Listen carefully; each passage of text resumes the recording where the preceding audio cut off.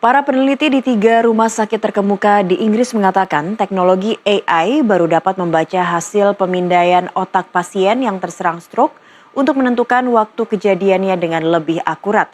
Teknologi AI baru ini akan membantu dokter memutuskan apakah stroke dapat diobati secara efektif.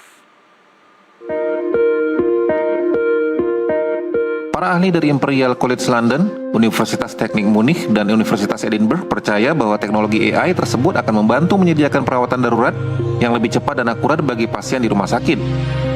Stroke terjadi ketika pasokan darah ke bagian otak tersumbat atau berkurang, sehingga mencegah jaringan otak mendapatkan oksigen dan nutrisi. Sel-sel otak kemudian mulai mati dengan cepat, jadi mengetahui waktu stroke dimulai sangatlah penting.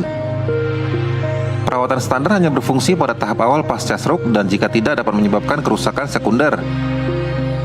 Not only can it help us understand when the stroke began and whether the treatments are suitable, but it can also help us understand what is going to happen to that person in the future.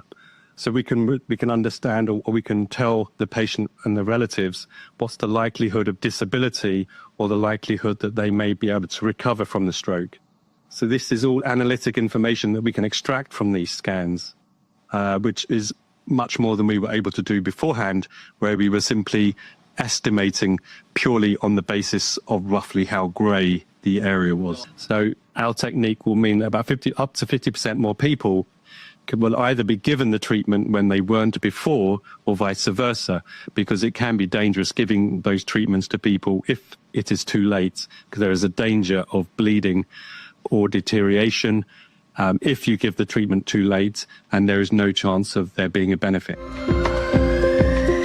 Perangkat lunak AI baru disebut 2 kali lebih akurat daripada metode saat ini, yang biasanya melibatkan penilaian visual pemindaian otak oleh seorang profesional medis yang melihat seberapa gelap area stroke tampak pada pemindaian CT scan otak.